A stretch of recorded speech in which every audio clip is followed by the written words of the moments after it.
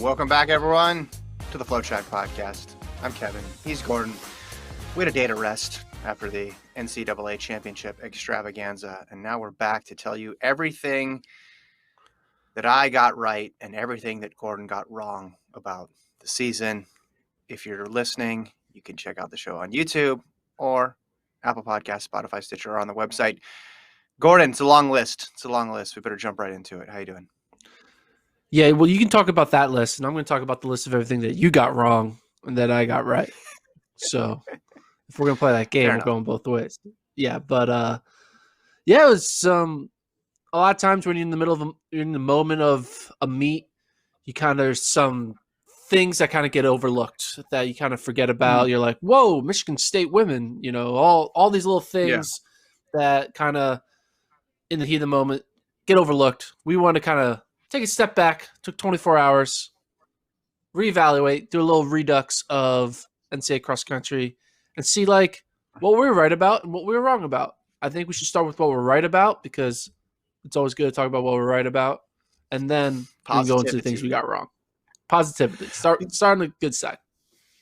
Okay, but before we do that, I want to know just in general, what did you notice? Not necessarily right or wrong when you had a chance to look back at the results, because two things jumped out at me. Because when we were doing the show, we were doing the live reaction show with Courtney Frericks, Morgan McDonald. We're looking at the splits, we're looking at the race, and there's so much to wrap your mind around. So when I went back and looked, two things jumped out to me. One of them, you mentioned Michigan State women.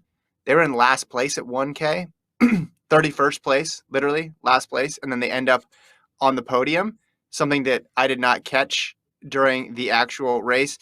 And another one was a little bit more apparent, but it just is crazy to think about how good Notre Dame was. Their fifth runner scored 21 points. Their sixth runner was scored 31 points, right? It was just an amazing effort. 6 runners in the top 36 places overall here for Notre Dame. Yeah, they get second. They come up a little short of the team battle, but I think if you told them before the meet, hey, you're going to have 6 guys in the top 36, they would have taken it. Those were the two for me. Did you have any? Yeah, well, that Notre Dame one, it's kind of interesting. I looked at some race footage after the fact and just seeing them, they kind of all came across the finish line together. Yeah. And I was like, it looked like they had it looked like they were the NAU of the race in a weird way, right? If they were wearing a different colored jersey, you'd be like, oh, that's NAU out there. But NAU just had a even better meet, which we kind of expected. But Notre Dame, man, yeah, they're definitely, I would argue that Notre Dame and, I mean, we'll get into it later. I kind of want to, let's just go right into what we got right and wrong, and then we can kind of talk about, I like that format best. Let's talk about what we got right. I'll go first. First thing that I think that we got right, or I would say just in general, is NAU men and BYU women. We both ranked them number one for majority of the season. BYU women didn't get ranked number one until kind of halfway, but from the last month leading up, we were saying it's NAU's and BYU's races to lose, and they won. So whenever the number one ranked team wins, that's something you got right. So we thought NAU men would win. We thought BYU women would win, and that's what happened. So that's the first thing I feel like we got right. Listen, yeah, and as you mentioned in the context of Notre Dame, but NAU's top 4 was about 25 seconds, about 20 seconds ahead with their pack, right? With Young, Farrow, Nur, and Grijalva, 4 in the top 9 coming in. So yeah, you're dead on about that. You're dead on about how low their score was. I think you were saying they could go even as low as 50.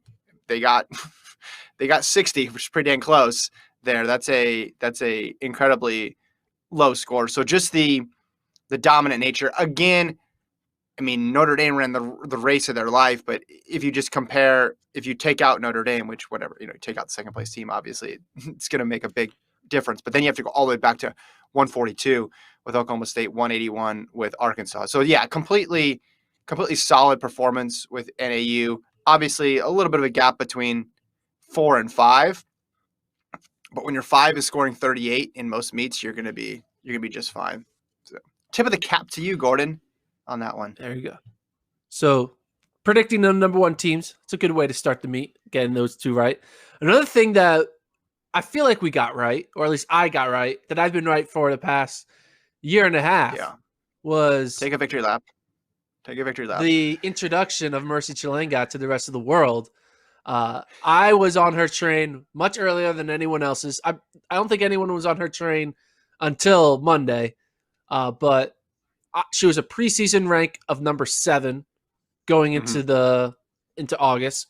We did a podcast with Lincoln, and we revealed our top 20 preseason individual rankings. And when Mercy Chilenga was added to the list, he was very confused. If you guys want to listen to a fun little time machine podcast, go to episode 135, go to timestamp 2430, and there's a good 10-minute segment of me trying to convince Lincoln that Mercy deserves to be in the national rankings. And it came to fruition. She ran. She decided to scratch indoors and was able to stay fresh. And she just was able to put together on the right day, and she came away with victory. And she was ranked number 3 going into the NCAA Cross. She ends up winning, but I just feel like being able to pinpoint an athlete who didn't even qualify for NCAA Cross last year to be a legit title contender in 2021. Yeah, I gotta pat myself on the back for finding that diamond in the rough. Well, you believed too. That was the key part. You didn't just put her on the list. You believed, because you're right. Lincoln didn't know who she was. If I recall, I think I came on the next pod and said that was a smart pick, because didn't she run 15:50 and change during indoors before it got canceled? And we would have at least seen her at indoors last year. Am I remembering that correctly? Yeah, 15:37. There was some reason why. Oh, 15:30. 15:37. Okay. Yeah.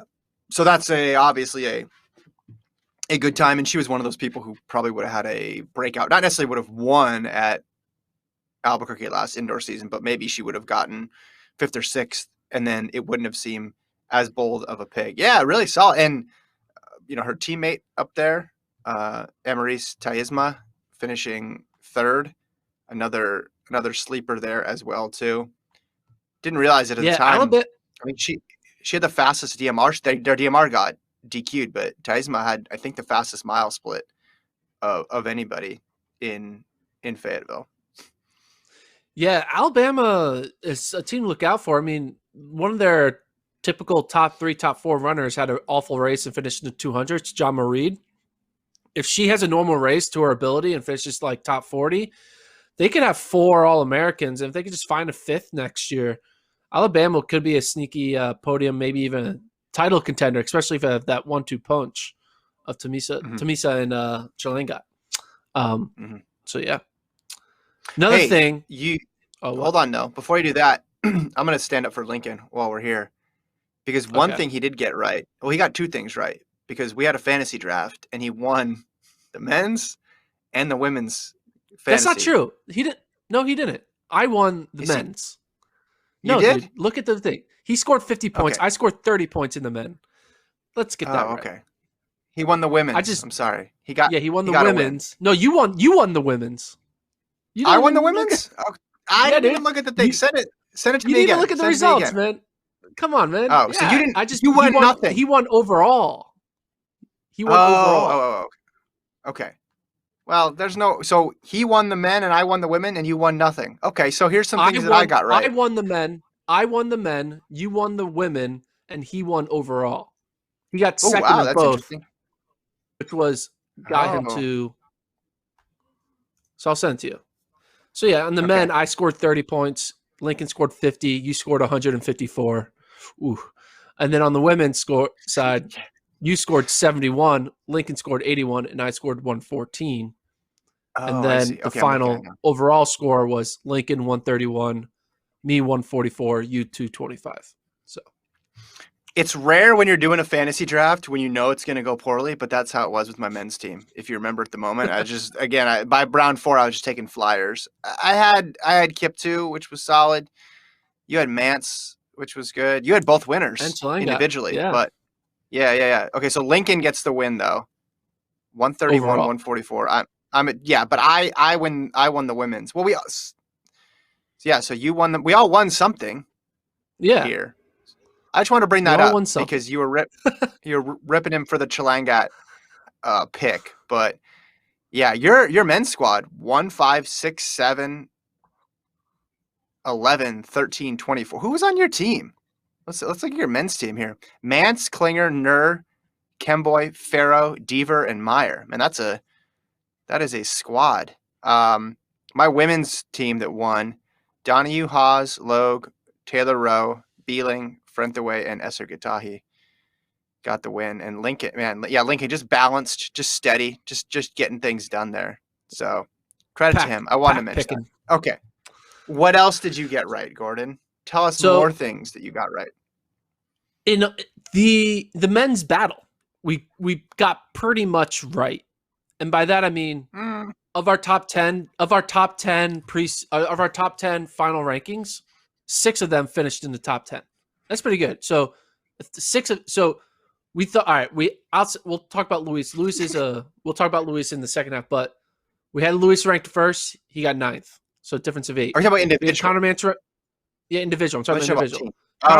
Okay. No, individual. So 6 of our top 10 individuals finished in the top 10. So Luis, we had 1, but he finished 9th. So difference of 8. Connor Mance, we had 2nd. He got 1st. Wesley Kipto, we had 3rd. He got 3rd. Nico Young, we had 4th. He got 4th. Eduardo Herrera, we had 5th. He had an awful race. Abdi Amanur, we had 6th. He got 7th. Casey Klinger, we had 7th. He got 13th. Nugus finished in the 20th. Patrick Deaver, we had 9th. He got 5th. So Alex Masai, we had 10th. He got 32nd. Alex Masai, though, was and could probably finish top 10 if he was able to hold on late. But in general, we were able to really hone in on the core group that was going to be in the individual contention. And I feel like that was kind of what we got right on the men's individual side.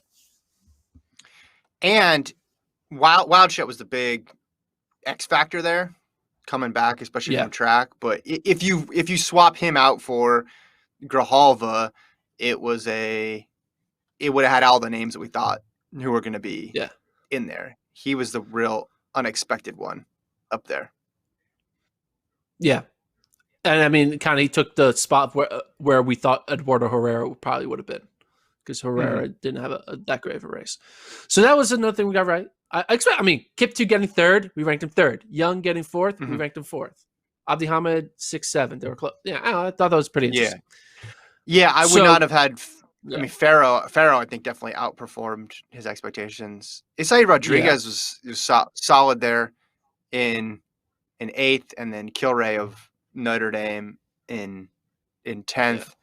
Yeah, not too far off. Not too far off. Obviously, there's always going to be some exceptions, but Isai we ranked 11th, so he was within his range too, right? So and Blaze we had top 15 like 2 weeks prior, but we took him out. I took him out because he didn't run conference. So if he would have ran conference, probably would have kept Blaze there in the top 15. Anyway, but that's something we got right. We kind of did have a good beat on, because we went in thinking like it's going to be a Mance, Kip 2, Grijalva, Young might sneak in there type race, and we kind of got most of that for the. We got most of that. One last in retrospect, 2 more things. Yeah, in retrospect, sorry. In retrospect, it makes sense that Mance won, looking how difficult the course was, and the fact that he didn't double back. It's one of those results where you think, okay, I could see that lining up perfectly for him on the day. And Mance is just a racer. I did an interview with Dave Smith, Oklahoma State coach. We'll talk about this later. I'll bring up Mance later on in the pod. We'll save that for that's a tease. Second half. That's a tease. Tease. You went halfway down the road and just did a U-turn there. And final 2 things that I feel like we got right / sort of right. Start the Arkansas men. The entire time We ranked Arkansas as a podium contender. We kind of ignored the fact that they were doing indoors. We just said, nope, they're still going to be 3, 4, 5 in that range. And they finished 4th, the Arkansas men. And I think when you look at that performance, what they did with, 3 or 4 of their guys coming off of indoor 5Ks and 3Ks, you got to think Arkansas Fresh might be able to challenge the NAUs and Notre Dames of this world. I would think so. I mean, you could argue that maybe give each of their tire guys 5 to 7, 5 to 10 more spots, and maybe they get closer in on potentially being a title contenders. Yeah, it's hard to measure. Yes, definitely that 39 points back of Oklahoma State. That's in range. Leaping all the way up to Notre Dame and NAU territory, it's a different ask. But you're right. With the doubles and triples that the guys on that team did, and that we saw how difficult that course was, man, I mean, that was an impressive turnaround for Arkansas, for sure. And, well, I guess we'll talk about this later when we preview next year's race. I think they're a team to watch in the fall. Yes, for sure. Because we're only a few months away, and there will be no indoor championships preceding the national championships in cross country next year, as far as I know, unless they move something around. Maybe outdoors will get backed. Outdoors will be on the first 2 days. And then, just kidding. No, I shouldn't say that. That's bad karma. Okay. Do you have anything else you want to talk about you got right before we go into what you got wrong? One last thing that we got right. I kind of got right, sort of got right. It's the NAU women. After the Big Sky Championships, I came on this pod and I said, hold up, NAU women might podium or maybe even win. I was like talking in like, the NAU is not a top 10 team. They're potentially top 4 team, right? Do you remember that pod when I did that? And you were kind of like, Gordon, come on. All right. Check this out. I just said, hey, let's go a 10-minute block without talking about NAU. That was more my thinking, but go ahead. But the NAU women's, look at their split. At 1K, they were in first place. At 2K, they were in second place. At 3K, they were in third place. At 4K, they were in fourth place. At 5K, they're at fifth place. And then at 6K, they finished 11th. That 11th place finish is purely because one of their number 3 runner lost 200 places in the final 200 meters because she was crawling on the ground. I'm not sure which athlete it was, but with 200 meters to go, not even with a K to go, they were probably in 5th place. And I think if NAU women finished in 5th, we would have been like, hey, wow, NAU women. It's not just the men. The women are in there. And that's what we were predicting back during a Big Sky a few weeks ago. But I just want to I think the way they ran almost 90% of the way, they were running like what we thought they would. They still finished 11th, which is good. It's an improvement from last year. But any women, if they figured out that final 200 meters, they would have been probably where Michigan State was, potentially. So there was about 106 points from 4th to 11th. They were all crammed in there. And when you go back through and look, most of the teams had, not most of them, several of the teams had someone like that who lost a bunch of points in the last K because it was so hard. So you could do that with a lot of these teams. During the broadcast, I remember thinking Whitney Orton going backwards from 5 to 6K would have been a death blow for BYU. Little did I know, her losing 17 points or 16 points, I think, was nothing compared to what was going on behind her. I mean, even another runner on BYU who was going to be in their top 5, I think went back 150 spots or so. 130 spots maybe in that last kilometer. So there was all sorts of crazy stuff happening. I didn't look individually for Michigan State, but it wouldn't surprise me if they were the only ones who didn't have any huge backslides there. I'm looking at their individual runners now. So Jenna Magnus moved up 2 spots. Lindsey Graham moved back 2 spots. India Johnson moved up 11 spots. Kayla Perez moved up 9 spots. And then Katie Osika moved up 19. So they were probably one of the better ones. Yeah, like by a lot.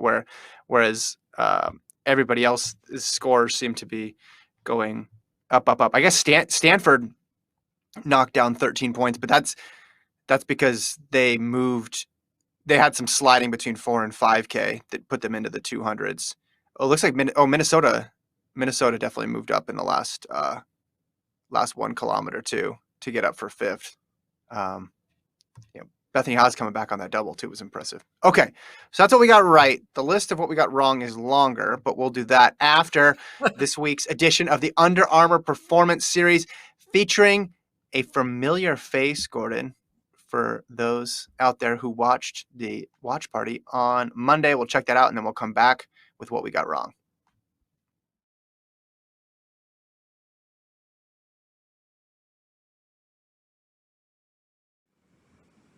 And now it's time for the Under Armour Performance Series. Under Armour, more than an apparel or shoe company, human performance company trying to not only make their athletes better, but everyone a better runner. In this series, we've been talking to athletes, coaches, trainers on a variety of topics to help improve you as a runner, from preparation, nutrition, and training to competing and recovery. Today's guests, 4-time NCAA champion Morgan McDonald and Doug Smiley, back for another return on the podcast. He's the global category manager for Performance Run at Under Armour. Thank you both for joining. Doug, let's start with you.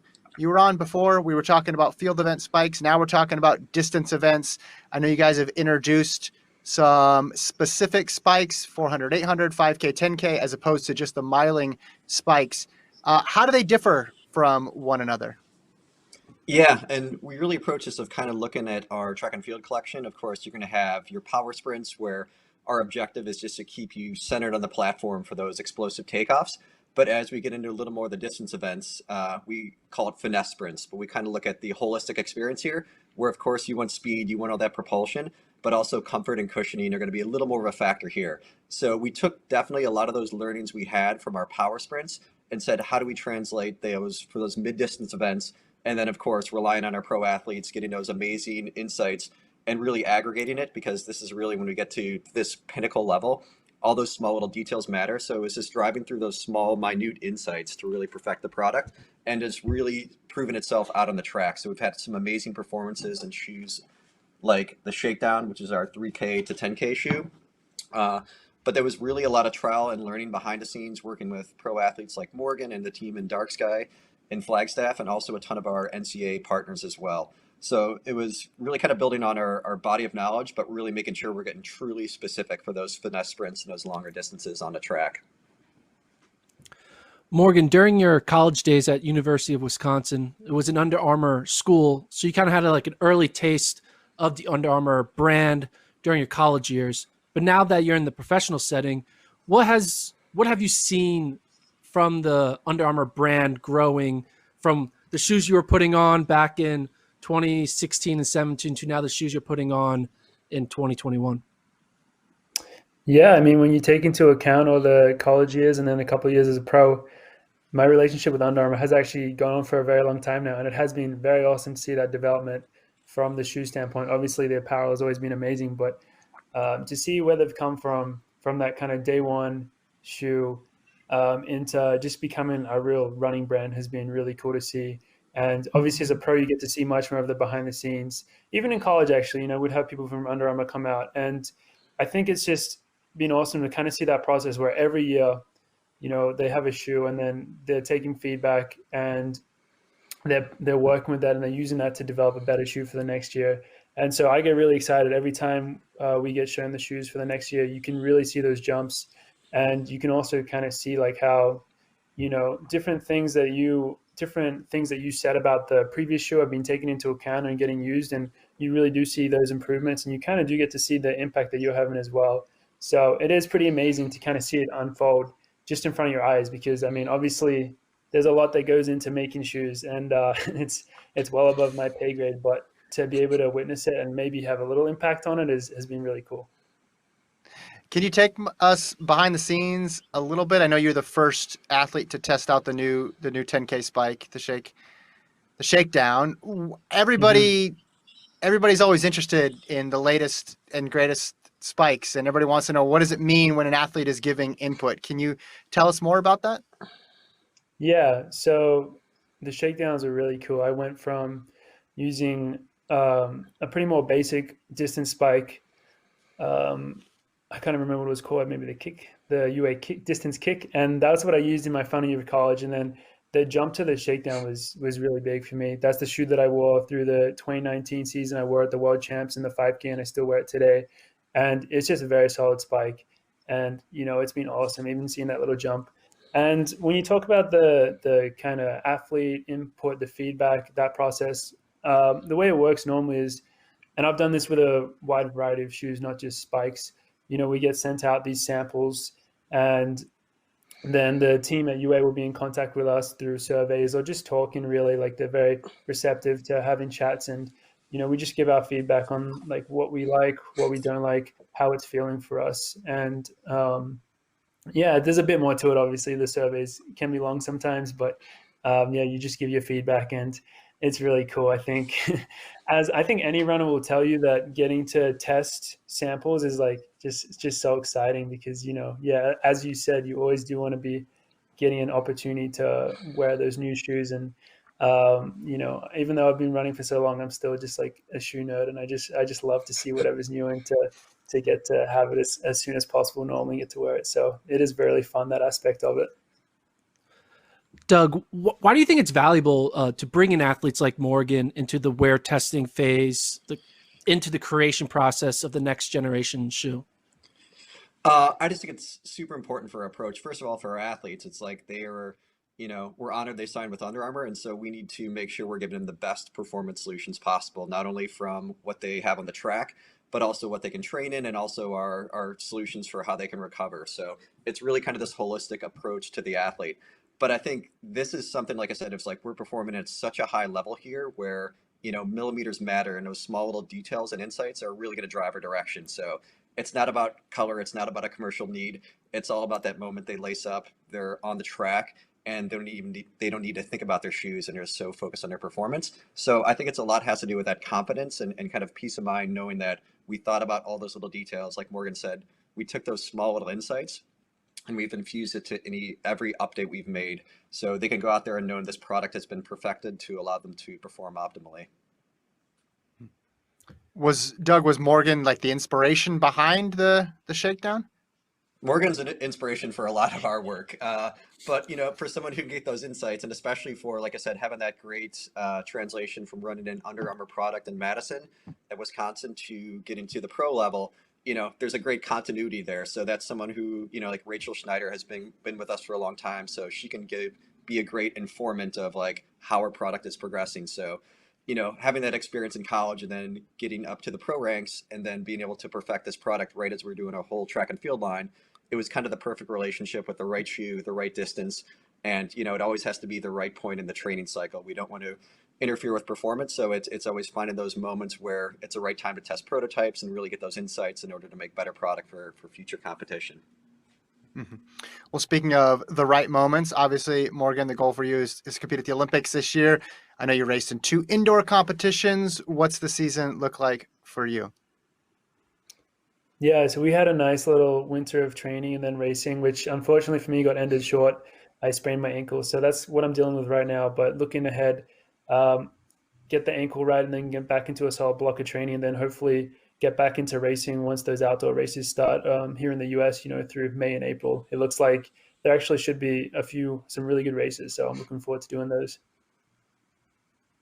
All right. Thank you very much, Morgan McDonald and Doug Smiley, today's guests on the Under Armour Performance Series. Thank you guys both so much for your time. We appreciate it. Awesome. Thanks so much.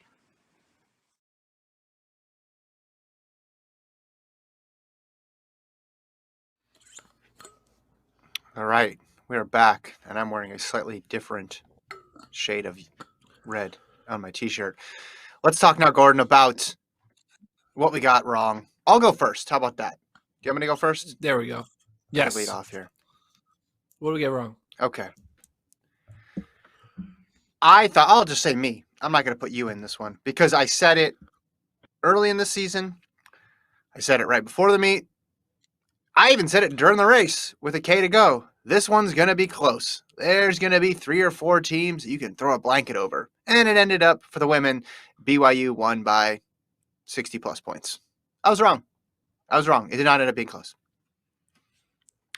Yeah, that is very true.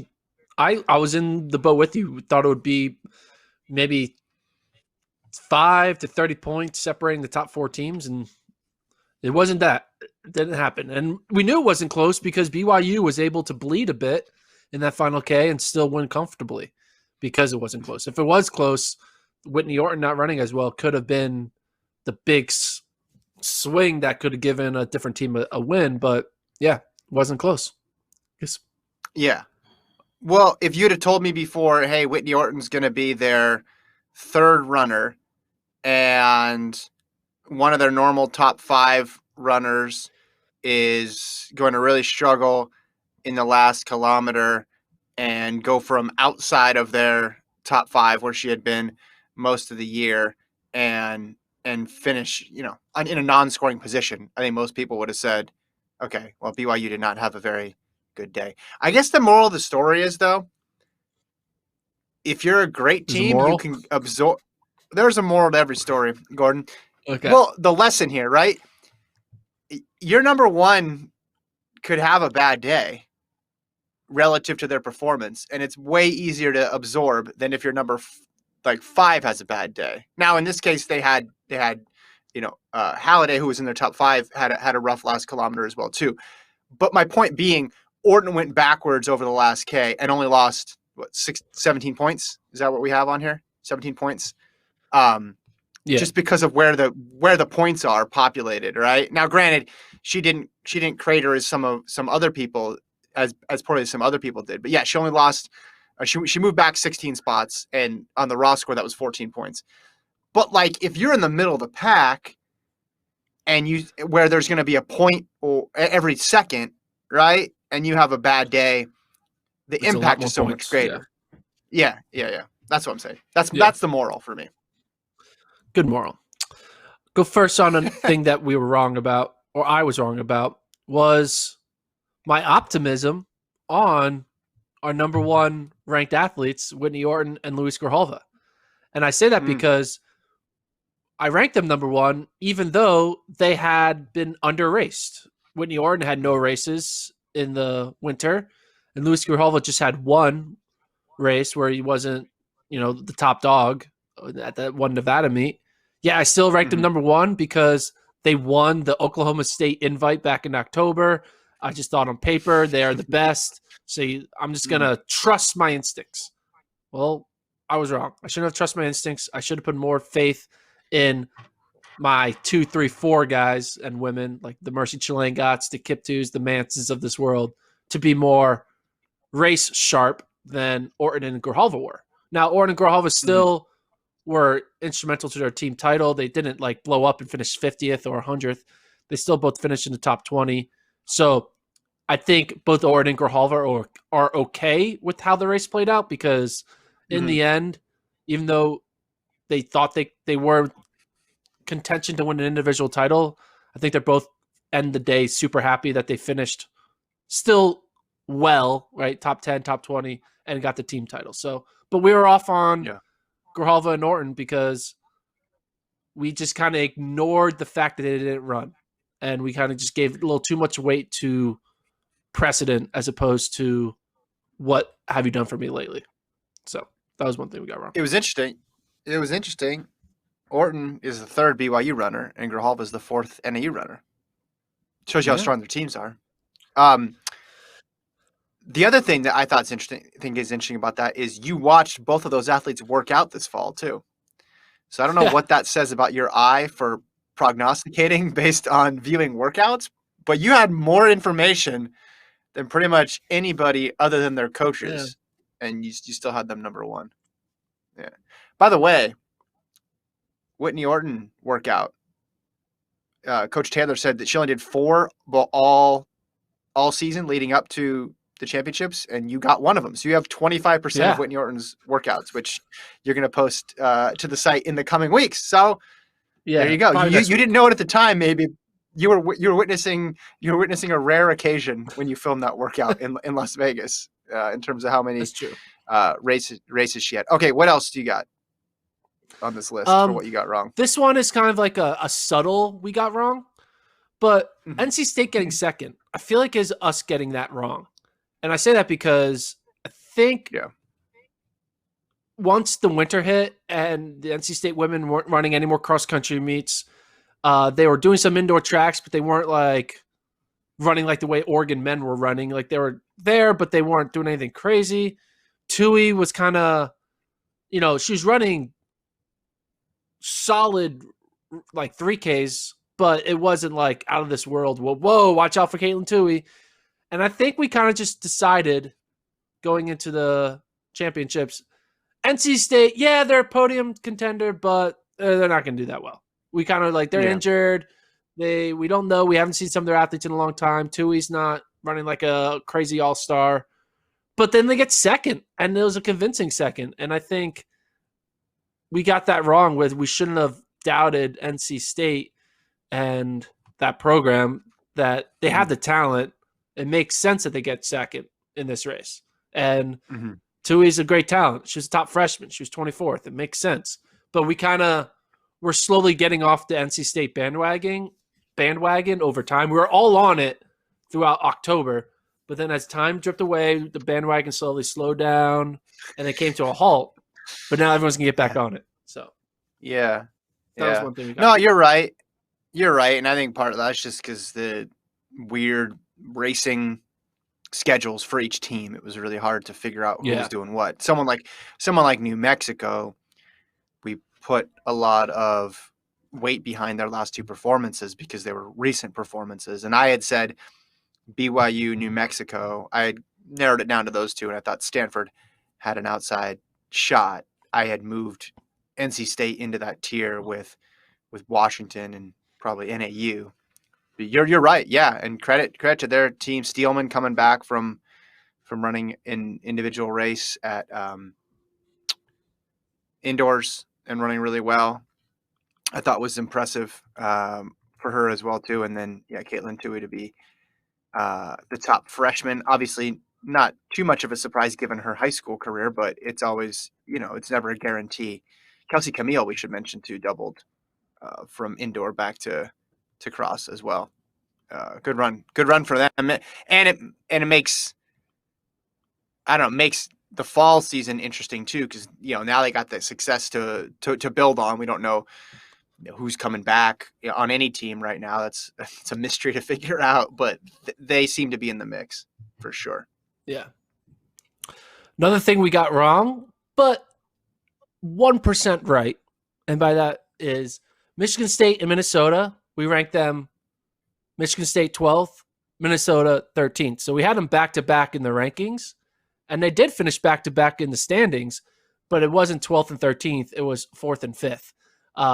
So I think the Big Ten schools on the women's side showed up very well, and we looked at Michigan State and Minnesota. It's like, they're good teams, but they're not in this tier that we created. We created that big tier up front with the Washington, New Mexico, Stanford, BYU, etc. And we kind of never even thought about considering a Michigan State or a Minnesota. But lo and behold, they showed up when they counted most, and they ran really well. And that was something we got wrong. Mm-hmm. Yeah, and maybe, I don't know, I want to draw some conclusions about, the Big Ten championship being earlier was actually advantageous, but you look at the men's side, and that didn't really bear out, correct? Well, on the men's side, I thought it was very interesting that the Big 12 champion, the ACC champion, and SEC champion, all who had their fall championship season, they all podium. That's what I'm saying. And NAU. So, you could argue that the earlier your conference meet was, the better you performed. Like, West Coast Conference was a little bit earlier than the Mountain West and Pac-12. You could NC State did well. So the Big Ten. So maybe there's something about not having your conference meet the week out from NCAAs was a helpful thing for some of these teams. Yeah. Well, you're talking about Pac-12 essentially, right? That's what you're talking 12 about. and Mountain West. Stanford. Yeah. Yeah. So Stanford, New Mexico, Washington. But I'm looking at, like Wisconsin men who you thought could get on the podium, finished back in 18th. Indiana men finished 26, Purdue men. Basically what I'm saying is if you want to say, oh, the Big Ten, like it worked for the Big Ten women, but for the Big Ten men, it didn't. So there must have been something else at play there. I mean, it's never one thing. It's a combination of factors. Okay, do you have any other? This is a long list of things you got wrong, so I'm just going to let you keep going. I'm sure the listeners are enjoying this. Save the best for last. I thought Wisconsin was going to run like Oklahoma State, and Oklahoma State was going to run like Wisconsin. So I got that wrong. Oklahoma State, I had ranked 17th going in. They come out 3rd. Wisconsin, I had ranked 5th or 4th. They come out 17th or 18th. So I thought there was going to be that team. I thought I knew there was going to be Oklahoma, like a traditional cross country powerhouse finishing that top 5. I just thought it was going to be Wisconsin. I did not think it was going to be Oklahoma State. Dave Smith was very quick to tell me this. He sent me a screenshot of the rankings right after they finished 3rd. He let me know that, we're 17th, huh? No, they're 3rd. So I got that wrong, and I overthought Wisconsin would do well. I think Wisconsin didn't do well mainly because of youth, and I think 2 of their guys dropped out too. So I got that wrong. The Wisconsin Oklahoma State thing I got wrong, but it's okay. I'm allowed to be wrong. Being wrong is okay. Speaking of youth, something I got wrong, or just an assumption that I would have had, would have been, okay, Stanford's freshmen might have a little bit of growing pains in their first NCAA championship on the men's side, and that was not the case. Nico Young obviously is going to get a lot of attention as a top freshman, but Charles Hicks and Cole Sprout went 14-15, Gordon, to lead Stanford, and they had a freshman as their 3rd guy too, back in 46th place, Kai Robinson. So good run for the Cardinal freshman, for sure. And the last thing we got wrong, Notre Dame, right? We're calling this the NAU BYU part 30, right? Where it's like, who's going to win? We know it's a 1-2. It's a 2-team race. Yeah. And it wasn't. It was clearly a 2-team race, but with a different team, and that is Notre Dame. I will say this, though. I was thinking that this men's race was going to play out like the 2015 NCAA championships, the year Syracuse beat Colorado. And it kind of did play out that way. In a weird way, it kind of played out that way where Pat Tiernan was Wesley Kiptoo, where he goes out hard. The eventual winner was Connor Mance, Edward Cheserek, a guy, established veteran who takes, who's just is more patient and takes the win. But then you had a lot of like similarities. Syracuse, if you look at that 2015, hold on, we're gonna do this one. Just give me.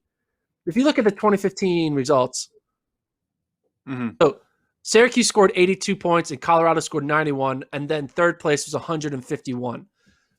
So basically, NAU was a better version of Syracuse, and Notre Dame was a better version of Colorado. But in the end, like Syracuse went 3-7-8, so they had like a pack in the top 10, and then 29-35. Colorado, they were all packed. They had their number, they had a guy finish 2nd, but then they went 20, 21, 23, 25, 32. That's very similar to what Notre Dame did, where they put their top 6 in the top 35.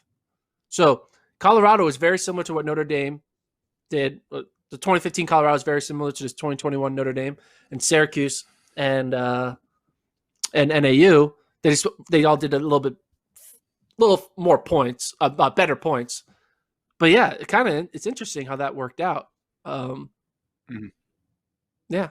So, but yeah, we did not see Notre Dame. We thought that was going to be BYU's role, but it was Notre Dame's role, and it wasn't like a freak thing. Like it was a very established. We are the 2nd place team.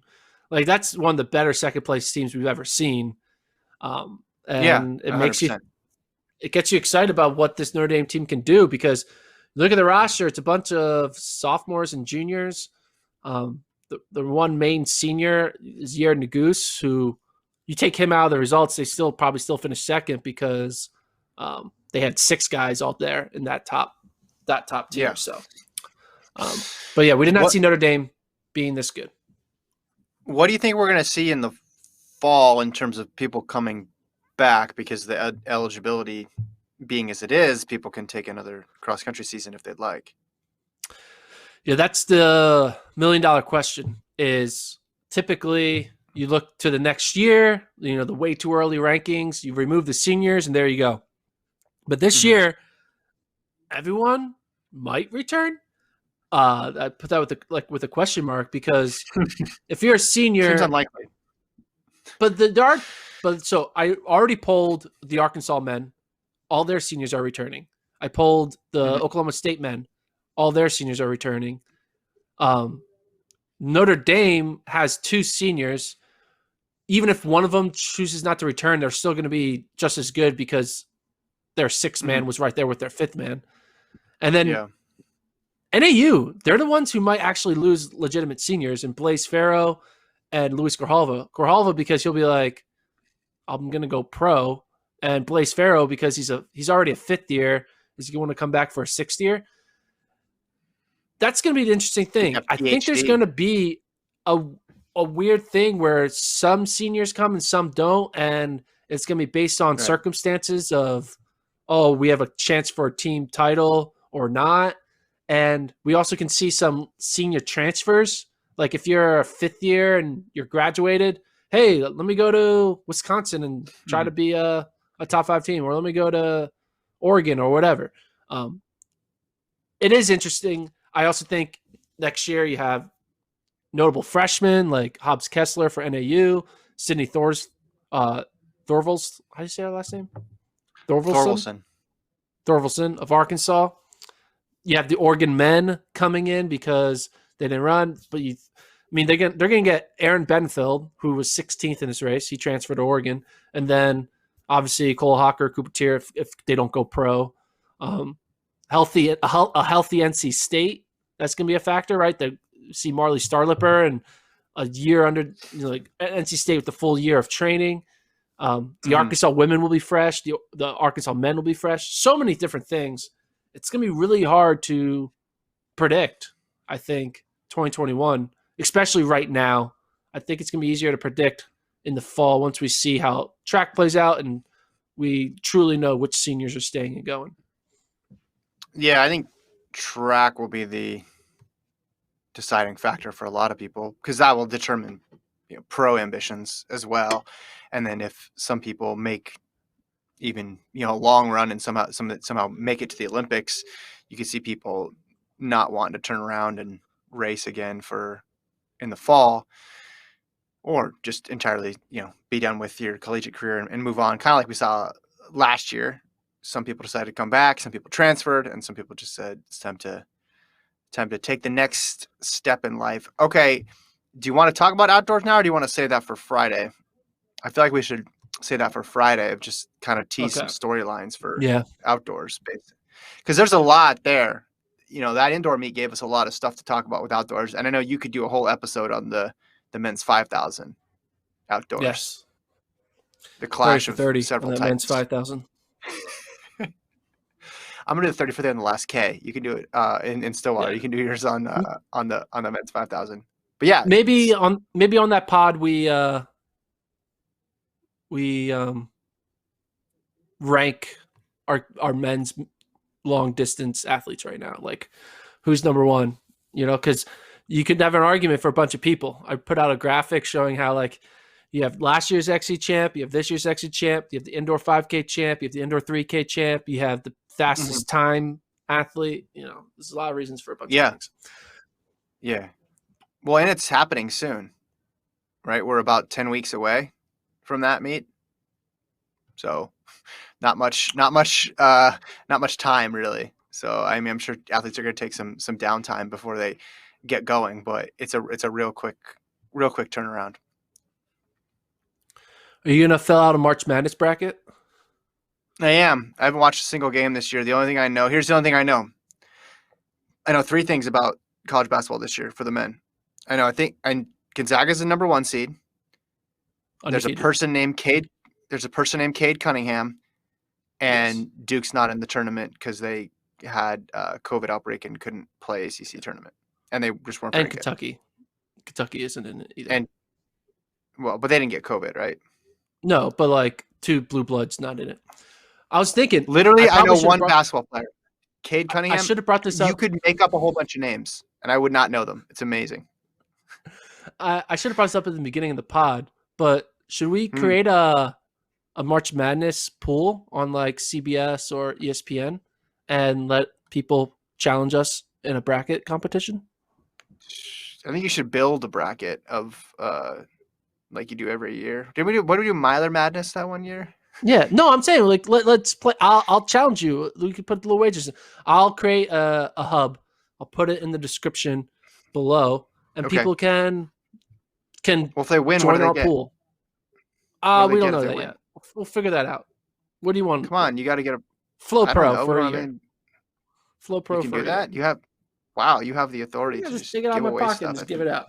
Yeah, why not? Flow Flow Pro for a year. You got money. So you got create money. a March Madness bracket, and you can go up against the 2 NBA talking heads who know nothing about college basketball. I'm on the same boat. I normally follow college basketball, but I know nothing. Cade Cunningham. I'm ready. Cade Cunningham, Gonzaga. I know Baylor's good. You know. How many college basketball players can you name? Michigan. Right now, college basketball players can you name? Men's college basketball players. I can name way more women's college basketball players because I covered a little bit of the women this year. But men's college basketball players, how many can you name? Cade Cunningham's the only one I know. Michigan State has some guy who's really good, right? Probably. Who's the best guy in Gonzaga? Some white dude, probably. Can you name more Gonzaga runners or basketball players? Oh, runners. Yeah. Guliaman, Moara. Yeah. There you go.